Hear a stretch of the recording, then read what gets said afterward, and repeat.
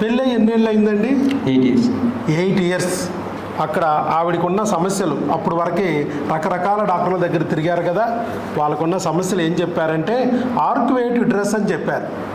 Arcuate uterus అంటే గర్భసంచి కొద్దిగా ఆకారాల్లో అవకరాలతో ఉంది, వంకరగా ఉంది, ఆర్క్యుయేట్.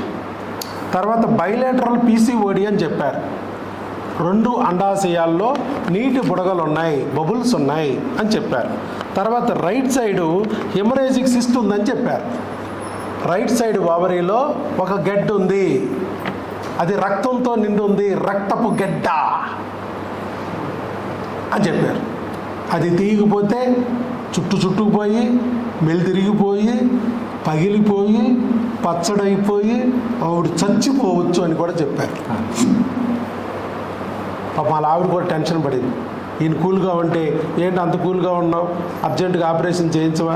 అలా కాదులేవి, అందరు డాక్టర్లు కరెక్ట్గా చెప్తారా, ఒక 2 డాక్టర్లను అడుగుదాం అన్నా కూడా అప్పుడు ఆవిడేమనుకుంటుంది, ఏదో చచ్చినోటి వీడికి 2వ పెళ్లి చేసుకుందాం అని కోరుకున్నట్టుంది, నేను సత్య బాగుండి అనుకున్నట్టున్నాడు, నాకు ఆపరేషనే చేయించట్లేదు అనుకున్నట్టుంది.